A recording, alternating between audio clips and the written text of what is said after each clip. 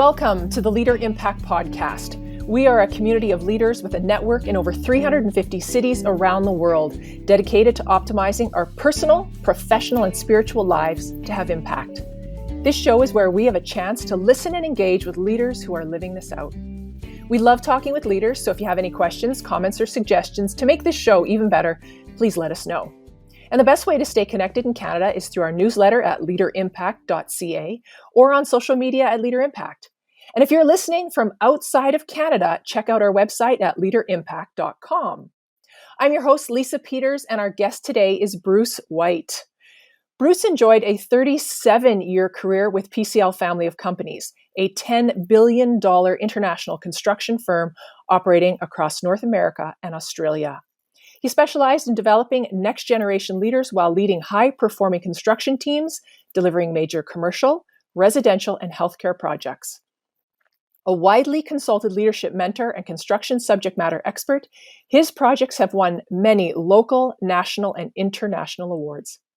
In 2021, Bruce founded ForALLI Inc, an international firm specializing in life and leadership coaching, mentoring young business leaders, advisory consultation to owners and developers, and construction expert consultation in legal disputes. Bruce married his wife Sandi in 1984, and together they have served in various capacities, including children's advocacy, community relations committees, and governance within the faith community. Additionally, Bruce has served as director and board chairperson for the Industry and Community Arts Organization, and as an international business and development advisor in NGOs in Zambia, Zimbabwe, Rwanda, and Cambodia. Bruce's primary love is his family, to whom he devotes significant focus to encourage their dreams as he joins their journey. He and Sandi have 2 married children as well as 3 grandchildren, with whom he shares his love of travel, lake life, and Lego.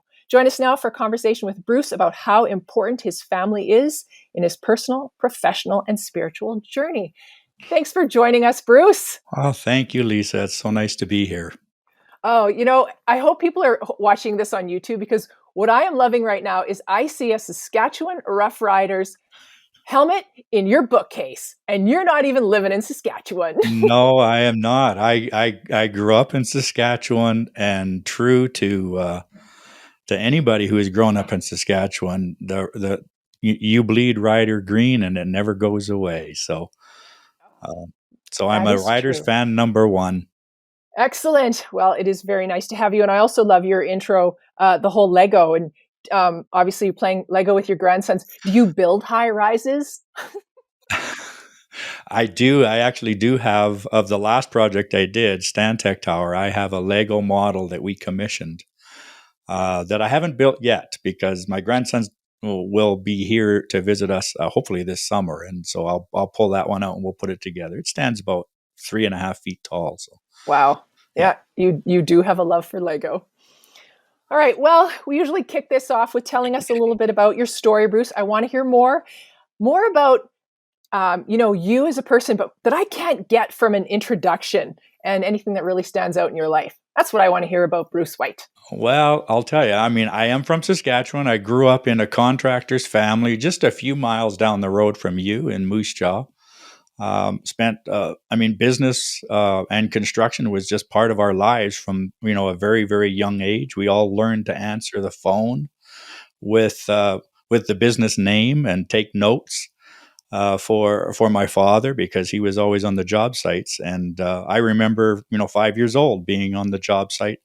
My job was to pick up the nails coming out of the forms, and he paid my sister and I 5 cents for every 100 nails that we gathered.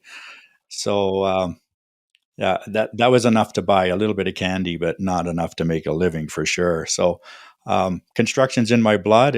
It's natural that I flowed into that, both in education and in kind of giftings, and got my education in Saskatchewan, and then 1984. Not only did I marry the love of my life, but I also started with PCL, which again is a Saskatchewan success story. Started in 1905 in Stoughton, Saskatchewan. So and started with them in Regina. So and then carried on from there, growing in PCL from the bottom up. So how did your dad feel? You grew up in a construction family with your dad, and I know that because you talk so highly of PCL. It is a family for you. But how was that switch? How did your dad feel? Like you're leaving? Like I think he probably Leaving wanted the you to family have that. company. Yeah, Yeah. that to tell you the truth, that was my original intent, and it was to get more formal education in construction. And so I took architectural engineering technology, and the dream was at that point in time to come out and join PCL for 5 years. And basically, I wanted to learn from the best, and and then take that back to the family business and take over the family business. 5 years in, I was sitting in Calgary. I was the project manager on what is now known as Canada Trust Tower and the Core, which back then was Calgary Eaton Center. It was $90 million back then. Um, probably a $300 or $400 million today. And my dad came and visited the site with me and was thoroughly impressed, obviously, because I was doing things that he had always dreamt of doing. And so 5 years came, and it's like, you know what? I love what I'm doing. I am being challenged. This is a great environment. It is a family, Yeah. and Mhm. and it's also employee owned. So I was also had an equity position in the firm that would grow over time, and so we kind of talked about it. And Dad said, "You know what? Stay where you are. You don't want to come back to Moose Jaw and run, $2 and $3 million projects when you can be sitting here running a $90 million project." So I stayed, and yeah, 5 years turned into 37. Can you believe that? 37 years. It was great. Was that conversation hard for you with your dad? Because I think a lot of people have done that. I'm going to go away. I'm going to learn. I'm going to come back. Um, it really wasn't, because I was torn. I was really, really torn. It's pretty heady stuff to be, have a position like that on such a great scaled project, and just lots of toys at my disposal, like tower cranes, like all the kinds of things that I would have, dreamt about playing in the sandbox when I was a little boy. And so it wasn't hard, um, and it actually was in some ways a bit of a relief for me, and I think for my dad too, because he could see that what I was able to do was, things that he only dreamt of doing. And so he kind Mhm. of Yeah, lived, I guess, vicariously through me to some degree. that's awesome. So did you stay in Calgary for many years, or were there bigger opportunities Hmm. that came to you? That stint in Calgary was only about 3 years. And then we relocated back to Regina and did some really, really great projects there, most notably the Regina General Hospital, um, which really cool story. To build something like the Regina General Hospital and then have both my son and my grandson born in that hospital is truly, truly special. Because as a builder, one of the things I always said to the clients of hospitals is, today I might be your client, or you might be my client. Tomorrow, I might be yours. And so I want to make sure that everything that I do in and around this facility, because Regina General Hospital was an operating facility while we were building. And I don't want to do anything at all to disrupt or harm any of the clients of the hospital, because those truly are life and death moments, Oh, and I wow. don't want to get in the way of that in any way. Wow. That's a great project, great story. Thank Yeah. you. So from Regina, Regina, we went back to Calgary and did a number of towers, and I won't get in. There's just too many of them to name, but we were there for about 16 years. Our children were very young. The move to Calgary was a significant step in my career, because I moved into senior management, and then each successive step after that, ultimately arriving at the title of project director, which looks after multiple projects. And so in Calgary, had Centennial Place 1 and 2 and Keynote and City Center and Centrium Tower and Southland Park and Chinook Mall. And they just had all these things going at the same time, which was pretty exciting. A little stressful at times because that was when prices were going crazy and escalations were running high and manpower was in short supply. So lots of things to juggle. And then the unthinkable happened to me, which was them asking me to move to Edmonton. And after 16 years in Calgary, the thought of moving to Edmonton Why the unthinkable? well, it's just the Calgary Edmonton thing, right? Oh, okay. Because I'm an Oilers fan. I know. Love to live there.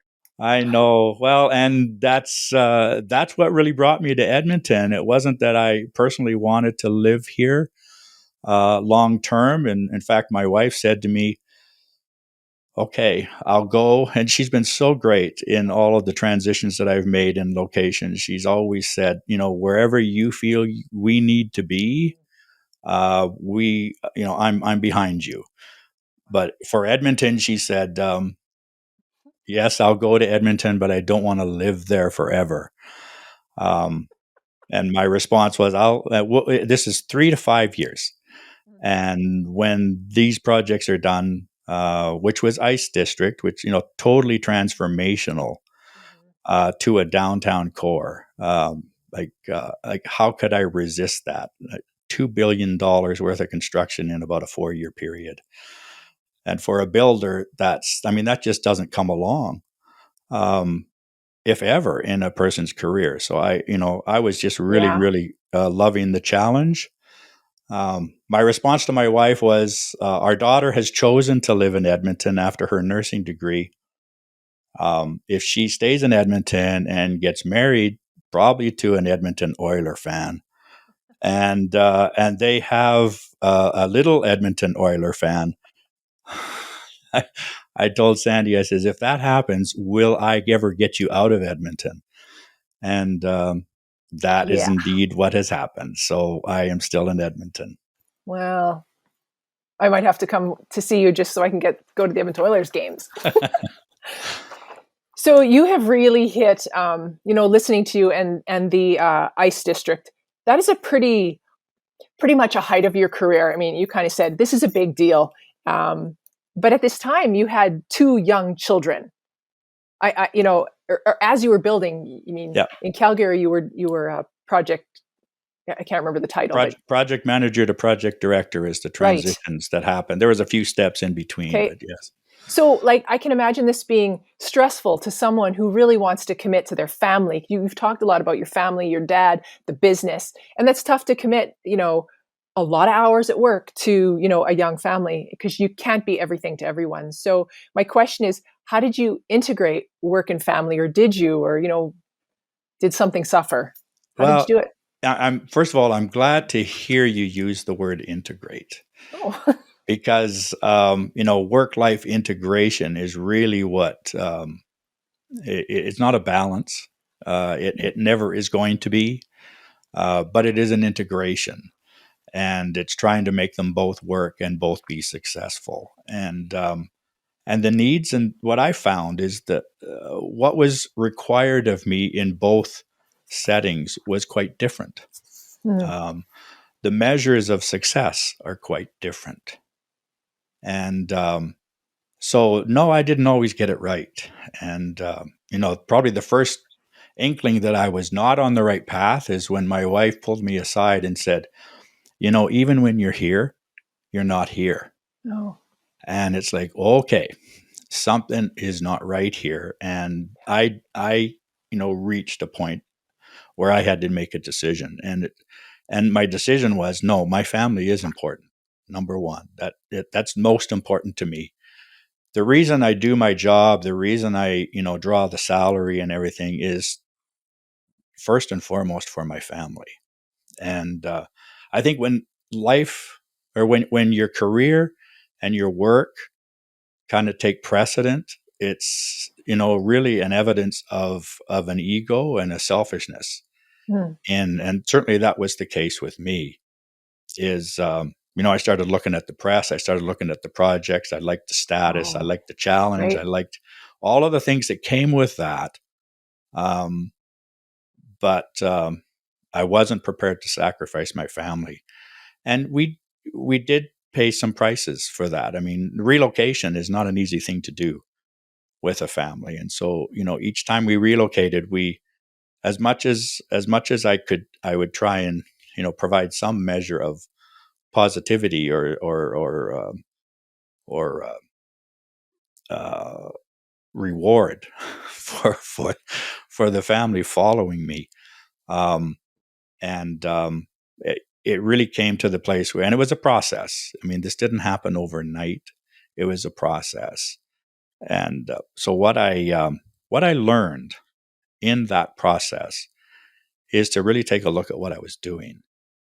And being kind of a construction guy, a little bit of an engineering mindset, I just took a look at my 168 hours that I have every week, and I started recording all of the things that I was, my intention, what I wanted to do, and what I was doing. And it really helped me understand why I was facing so much stress, because I found that I was trying to, stuff about 260 hours of things in a 168-hour week. Yeah. And I just felt like, here I'm holding on to this stuff in front of me in my hands, and like things are dropping all over the place. And I knew I needed to get back and basically re-engineer my my schedule, my priorities, to to get back to an integration where I could look at my family and look at my career and be satisfied with both. Um, the other thing I learned is that success with family is not measured with things. It's not measured with education. Success with family is measured in time, where success at work is measured in so many other things other than time. And yet we invest, and I was investing way too much time in work, and not being, so I was doing my career, but I wasn't being the father and the husband that I should be. So I re-engineered it, is what I did, and just took a pragmatic approach and said, okay, here are all the things that I need to do, and realized that I needed to cut my 80-hour week down to something like 60. Um, I needed to be, yeah, I needed to be. And so a couple of practical things that came out of that, and Sandi was so great with this, is I stopped bringing work home. I decided to make a very physical break between work and home, and be 100% present and focused on each when I was in each kind of place. So 100% at work and 100% at home. So I stopped bringing work home, and I got two cell phones.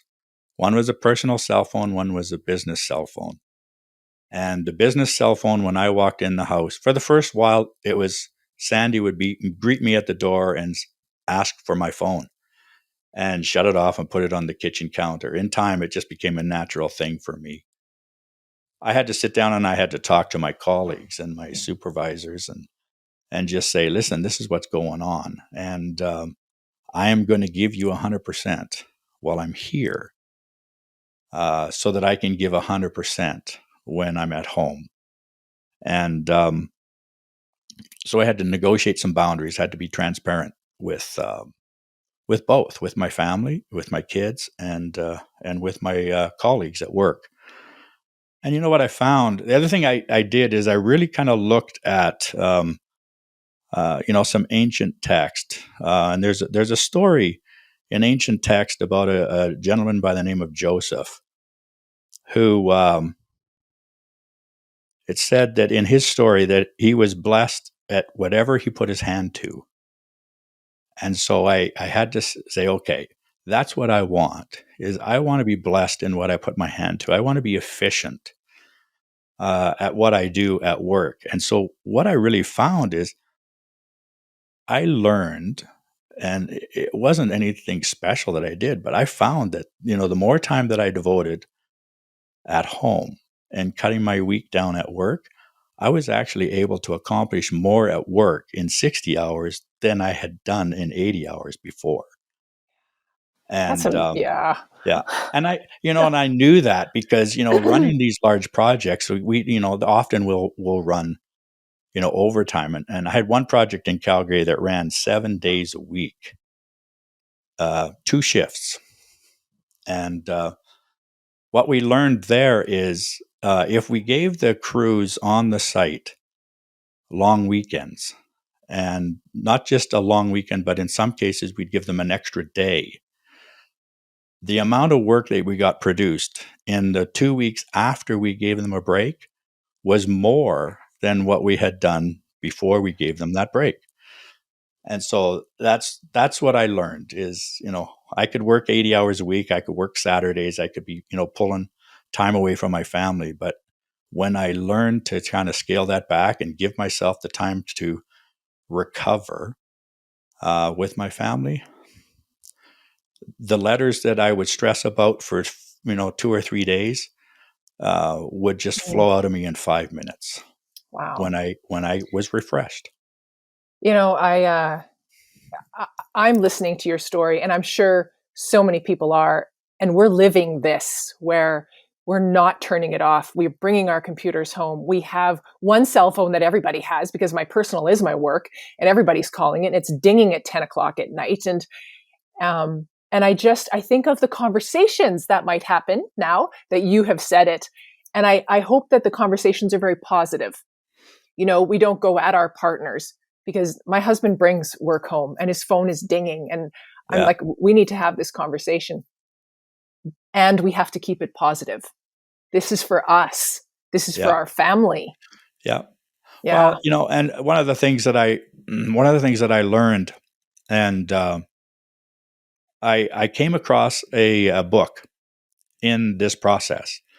And I'm not a huge reader, but I've kind of learned to do this because my wife is a voracious reader. So when we would go on vacations, she would take a suitcase full of books. And so I just learned, well, I mean, if she's going to sit on the beach and read, I got to do something, and I can't spend all of my time bodyboarding. So I would take books, and so part of this process was taking some books to look at things like work-life integration and priorities and goal setting and change management and learning about myself. One of the books I picked up and I took, and the title is incredibly provocative, was Choosing to Cheat. And at first I thought, this just sounds way too provocative. It was written by Andy Stanley, so I knew it wasn't, I knew it wasn't one of those Harlequin romances or anything like that. But I really didn't know what it was about. But the title was just so provocative, I had to take it. So I did. And it really, what it is, the subtitle, in fact, they've renamed it now, is What Happens When Work and Family Collide. So they've renamed it to that now. So what it told me is, these are choices that you make. And the line that really hit me was, everyone is cheating. Just accept it. We're all cheating somebody. We're cheating ourselves, and most often we're cheating our families, we're cheating our spouses with our time. And the other conclusion I came to is, one day I'm going to walk out the door of PCL for the last time, and it'll either be my choice or it'll be theirs, but I'm still going to walk out that door. What's on the other side of that door? If I have spent a whole career ignoring my kids and ignoring my wife, who am I going to go to? And so it's just like, they are the rest of my life. my career with PCL was going to come to an end, and it did in 2021. I made the choice to walk out the door for the last time, and walk into greater involvement with my family. And so I enjoyed building teams with PCL. I learned that to build these big buildings, I can't do it myself. I need to get really, really good at building the team that is going to build the building, building the people that are going to build the building. And that's really what I focused on later in my career. So now I look at it as now I have the opportunity to build into my home team, my family team, in a much, much greater way than I did when I was with PCL and when I was working full time. Even though that still was my focus, but now I can devote a lot more of my time to that, which is incredibly rewarding because my son now, is in the construction industry, works on a hospital of all things in Vancouver, and my daughter is here in Edmonton as a NICU nurse at Royal Alex. But And an being in Oiler fan. no, she's a Calgary fan. So, so yeah, imagine if the Oilers and Flames win both of their series that they're in now. Imagine what it's going to be like in my daughter's house when the Oilers and the Flames meet in the next series. It's going to be fun to watch that sport, not just what's going on the ice. Yeah. All right. So I'm going to move on to ask you a little bit more. We did a pre-interview and we talked about that you have defined success in your life with 5 sets of, you call them priorities or buckets, or, and you sort of went through these. And I just want you to share more about those 5 sets of priorities. Yeah, for sure. And that, again, this is a process. This isn't something that just, boom, here it is. This is a process of a few years. And while I was re-engineering, I came upon this notion of a life plan. I now call it a roadmap. And it starts with a mission statement. And the mission statement for me is to be an inspirational catalyst to free the latent potential in others. And so most of my buckets, and I have 6 of them now because I split family into 2 buckets. Okay.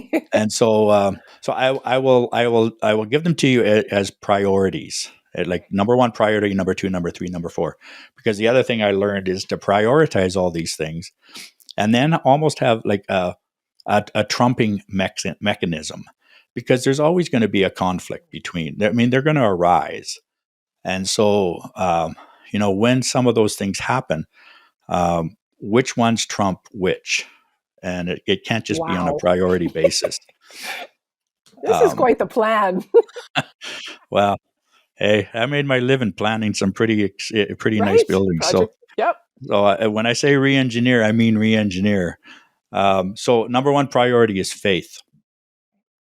And so I kind of, faith and self. And it really comes down to, if I don't take care of that vital relationship of faith in God, then everything else goes out of balance. And I've just learned that in life. Everything is out of balance.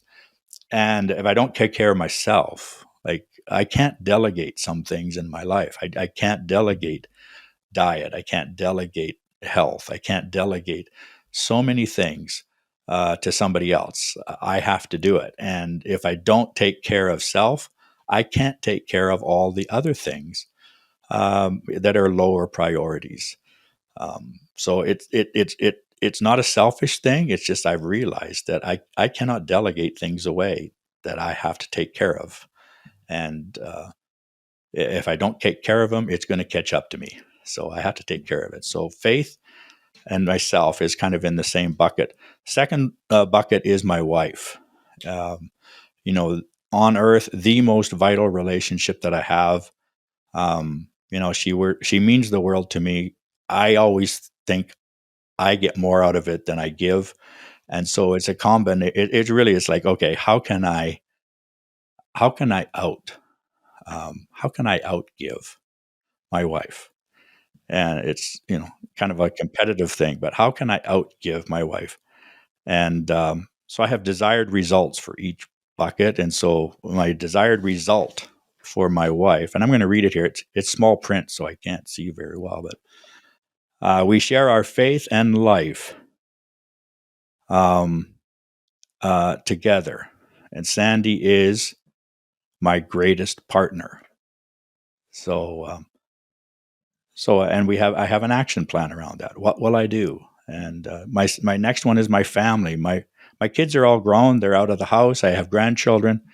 So for my children, Lindsay and Nathan, uh, my desired result is that they will know beyond any doubt that I love them and that I have their backs and I accept them, and that we have a strong and lasting relationship. And then my grandchildren and my in-law children, I have missions or desired results for each one of them. And then the third one is CRUF, which is kind of what is CRUF? CRUF stands for compassion, respect, unity, and fun. And they are the taproot values of our family foundation. And so my children have actually penned that as CRUF. That isn't the name of our family foundation, but that's what they call it. And so it's our desired result there is that will continue on through our children, and even unto what I call G2 and G3, which is my grandchildren and my great grandchildren. So You are a project manager to the N degree. G1, G2. G1, G2. And then the last one is ForALLI, which is, the corporate entity that I created. It is actually the lowest priority, and it does attract attention, but in priority, in terms of my intention, in terms of my actions, in terms of my speech, in terms of how I choose to spend my days.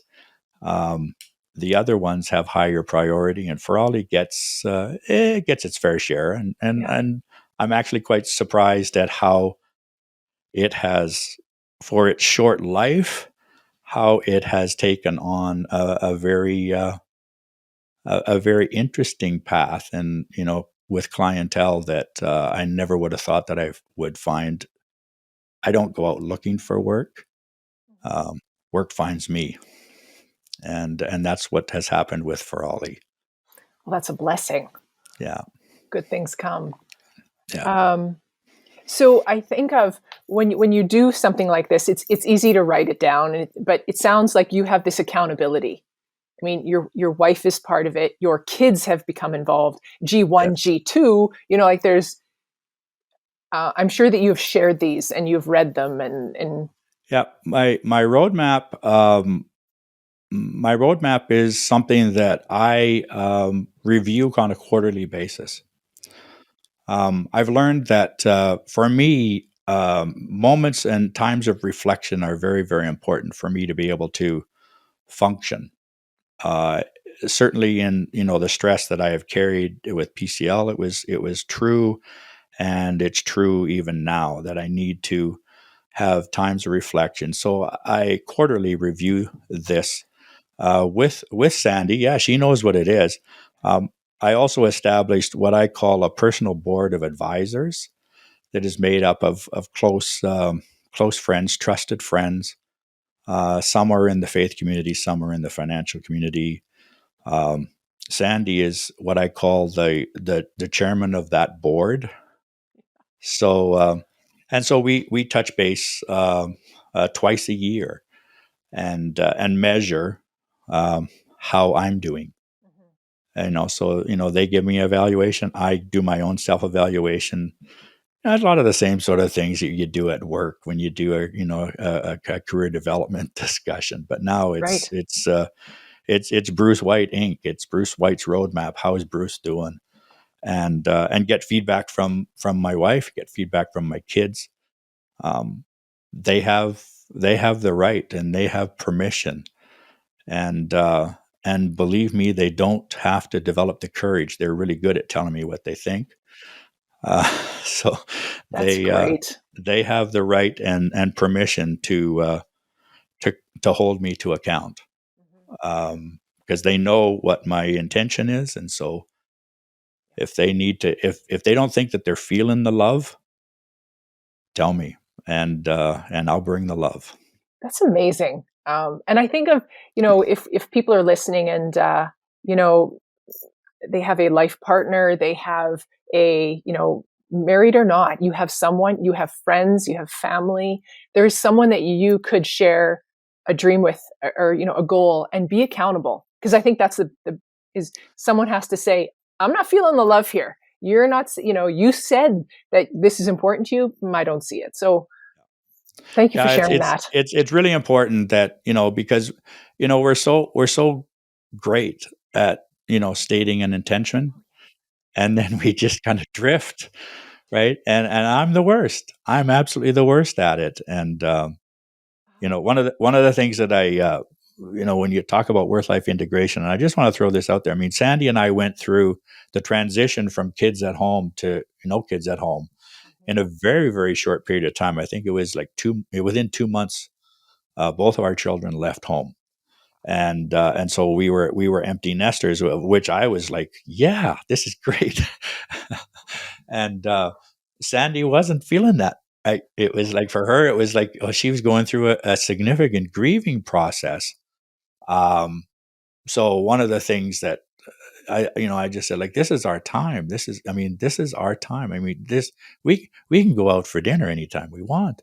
We can, jump in the car and go wherever we want. Like, this is our time. So it kind of helped through that transition. What I proposed to Sandi is, let's go away, 1 weekend a month. You tell me where you want to go. If you want to go to Miami, we'll fly to Miami. You want to go to Canmore, we'll drive to Canmore. We won't fly there. We'll go to Canmore. Um, and then the other thing I did, because I was still traveling a lot for work, the other thing I did is, if I have something to do in Toronto or in Chicago or wherever I might have to go, you're coming with me, and we'll pay the price for you to come with me, or I'll organize the schedule in such a way that I'm there on a Wednesday, Thursday. You come in on Friday, and we'll spend Friday, Saturday, and fly home on Sunday, so we can get out of town. And we took some of the most amazing trips. She ended up coming to China with me for a week and a half. Um, you know, following me around in China, and sitting in on business meetings, and it was really cool for her to see the things that I did. And she commented to me. She says, I had no idea that that's the kind of thing you did, and I had no idea that that's the way that you spoke to your people and the people that you were associated with and doing business with. And but we also got to the place where we got through that grieving process, to the place where, yeah, back to just being the two of us. This is a lot of fun. That's amazing. Well done. I'm headed there. The kids are almost out of the house, and I'm Almost the one. there. I'm the one throwing the party, and I think my husband's like grieving. Yeah, We'll get there. it's the other way around now for me. It's like, when my kids aren't here, I'm the one that misses them Oh, the most. It's like, I like to have the yeah. commotion now, but Yeah. I love when my daughter moved out, but she came home for summer. And I love it, and I'm soaking it up. And I like a quiet house. I know. I'm going to stop talking. I don't want to be judged. All right, well, we're going to switch this a little bit. I always want to end with a little bit about hearing about your spiritual journey, because you've talked a little bit. I mean, number one bucket is God and self, and your faith. So tell me a little bit about your spiritual journey. Were you always number one Christian? no. And I grew up in faith. Like, my I we were a family. We were at church on Friday and Sunday morning and Sunday night, right? That's just the way we grew up. Um, my my grandparents attended the same church that my parents attended, and so I grew up in very much in a faith community, and so learned an awful lot. And if one wants to talk about coming to faith, that experience happened for me on April the 9th, 19 something or other, but I was 4 years old. 4. And so just totally immersed in that whole world. Summer camps, church summer camps. That was just my reality. And but when you come to faith, I have that kind of experience at a very, very young age. It's almost like when you become more mature or more an adult, um, you have to decide, okay, am I really going to do this, or did I just do that because that's just what the family does? For me, when I was 16 years old, I really made the decision that no, I'm going to do this. This is going to become a personal faith. But what I've learned is that's a decision that you really need to make every day, not not something that you just make one and then it's done and then life happens. And to say that I really had that act of faith happening in my life um, all the time since that point in time, no, that's not true. I mean, you drift and you compromise and you do all kinds of things as the world kind of pulls you. And so I've learned that I've always found seasons when I've come back to it. Right? It's like you get into a mud puddle and now I'm in a mess. What am I going to do? And I've always found seasons where I've come back to it over and over and over again. But a lot of those things were instilled in me very, very young. Making it personal was very, very important to me and transformational.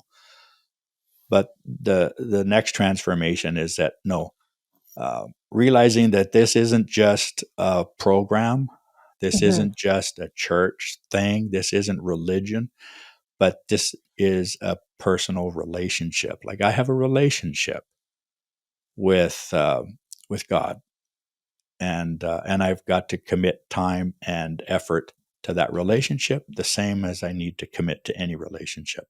Yeah. How do you, so for anyone listening and going, I don't know what do you mean commit? I mean, I have to get up at 5:30 so I can read and do devote. Like I had to change things to get it done and throughout the day. So what are some of the things that you just do to put yourself in the word every day, or and it practice? isn't, and like it's not a hokey thing. Like it's not like I'm sitting here and chanting and I'm reading 18 million chapters of the Bible every day and spending every moment studying. And for me, it's a routine and a rhythm that I've developed where I get up, and now because I'm not going into the office, I get a little bit more sleep every night, and I have a more leisurely breakfast with my wife. Uh, but after I am, customarily getting ready to go to the office, before I do anything in the day, I slip into my home office here and spend 15, 20, sometimes half an hour um, just taking one verse and reading it, and how does that apply to my life today. The other thing I've integrated is journaling. Not something that I've done a lot of in the past, but I have now started to journal um, through that time. What have I read? What are my observations about what I've read? What are the applications that I am going to assimilate into my life? And then having some prayer time. And most times it's only 20 minutes to half an hour. Sometimes those turn into 2 hours if it really gets interesting. But So I think of I think of myself, and I think of people listening. We all have our cell phones, Yeah. and there are some amazing Bible apps. Yes. And I'm obsessed with YouVersion right now. And I'm doing a little study. I just did a study on like Proverbs, which is the Oh, leadership book of the world. I And love Proverbs. and there's one on here. Oh, I can't remember.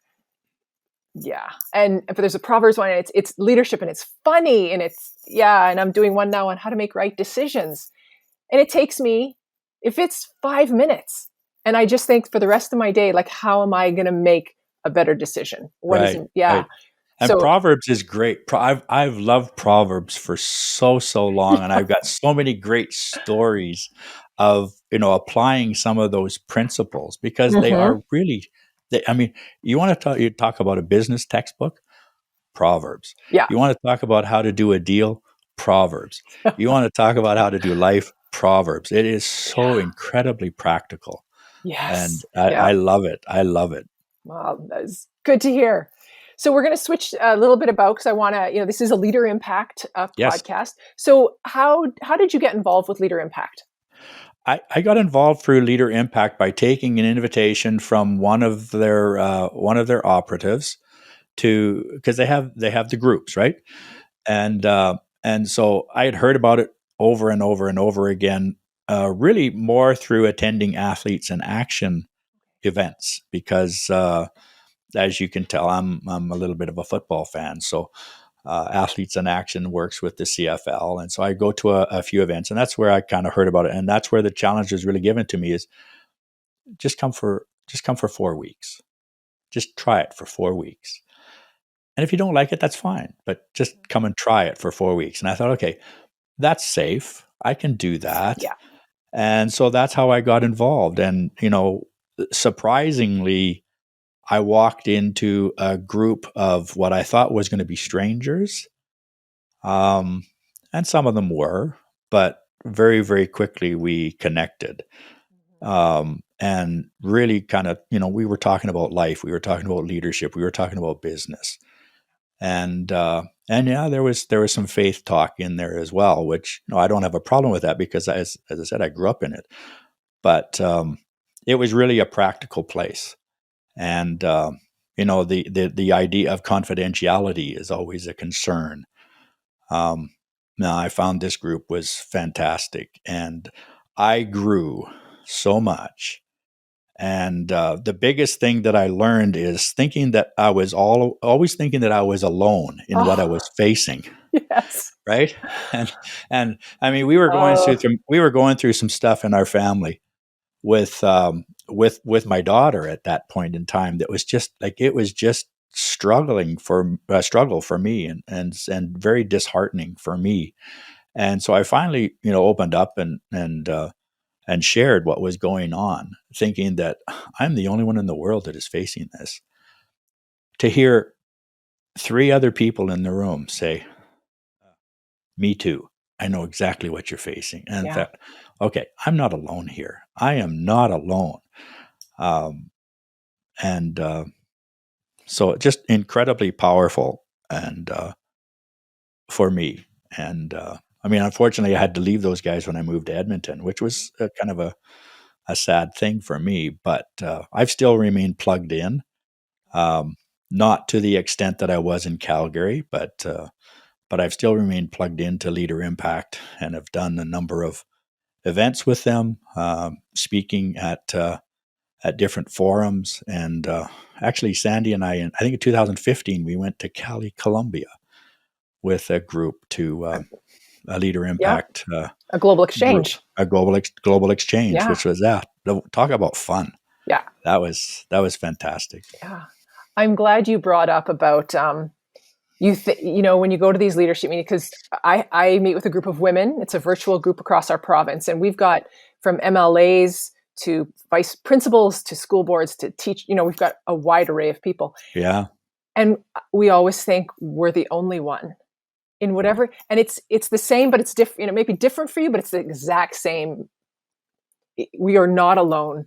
And as women leaders, we don't talk about it sometimes. Or we don't. Maybe it's just lonely. We're at the top. and we don't talk. And that's what this group has been for me. And right now we're taking the book Essentialism by Greg McKeown. I think this is my third time taking it, because I think you need to review it every year, of what is essential, and what is non-essential. And it's like, right. Yeah. It's a And good that's so book. great. I'm glad, I say you have to read a book 3 times to get everything out of it. Right. I think you So do. And study it with someone. yeah. Yeah. Yeah. Well, you're absolutely right. And, I mean, now I meet with several different groups. Like I'm in, I call them either cohort or a pod.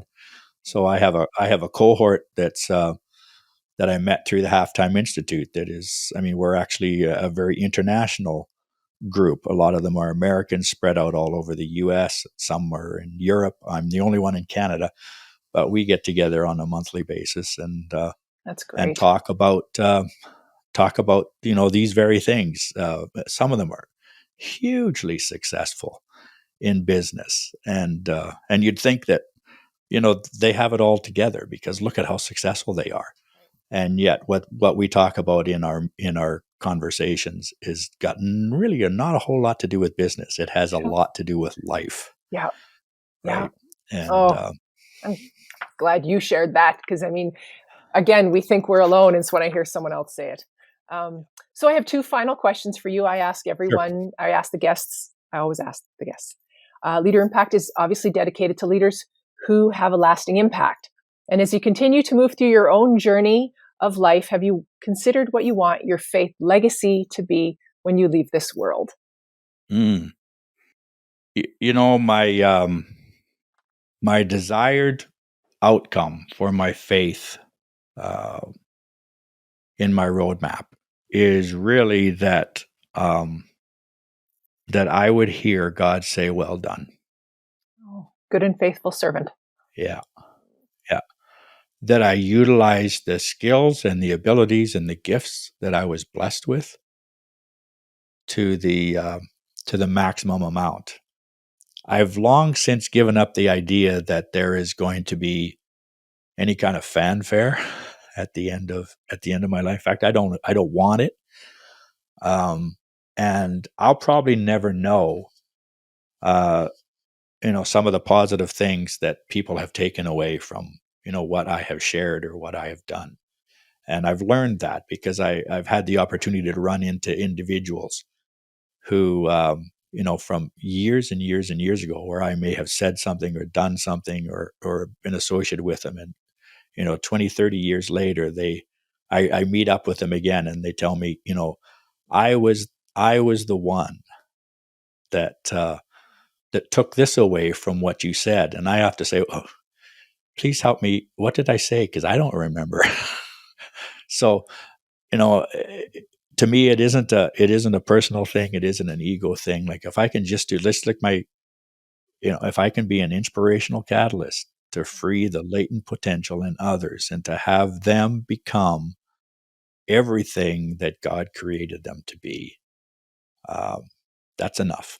That is enough. That is your That is lasting enough. impact. Yeah. And my final question is, what brings you the greatest joy? Oh, other than my grandkids, And Lego and lake life? Lego and lake life. I read a book not that terribly long ago. It's called The Joy Model by Jeff Spadafora.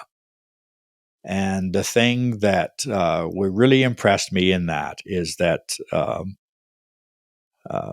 the source of true joy and deepest joy is having a lasting relationship with God. And everything flows from that. And so, I mean, I love my kids. I love my wife. I love my grandkids to death. We have been so incredibly blessed, and we are blessed to be a blessing. And so, just doing life with my kids and doing life with my wife is such a great thing, and that brings me great joy. I get great joy out of just living this life. Well, that is a wonderful way to end. Yeah. Thank you, Bruce. You make my cheeks hurt. I have been smiling the whole time, like they're starting to hurt, but I just want to thank you for sharing this whole conversation of family. And if it's a work family, a family, your relationship with God, it is all family. And you have such a love and the importance. Thank you for taking the time. Thank you. I've enjoyed chatting with you, and maybe one day when I get down to Saskatchewan, we'll have to meet up and all right, and have a nice long conversation. I love it. Well, if this ends our podcast, but if anyone wants to get in touch with you or they want to engage with you, where can they find you? LinkedIn is probably the best way. They can find me there. Bruce White, ForALLI is the corporate entity that I'm associated with. All right. And that'd be the best way to get me. All right. Well, thank you again, Bruce, for joining us. Thank you, Lisa. Take care. All right. Well, if you're part of Leader Impact, you can always discuss or share this podcast with your group. And if you are not yet in the Leader Impact group, we would love to have you. Check out our groups available in Canada at leaderimpact.ca, or if you're listening from anywhere else in the world, check out leaderimpact.com or get in touch with us by email, info@leaderimpact.ca, and we will connect you. And if you like this podcast, please leave us a comment, give us a rating or review. This will help other global leaders find our podcast. Thank you for engaging with us. And remember, impact starts with you.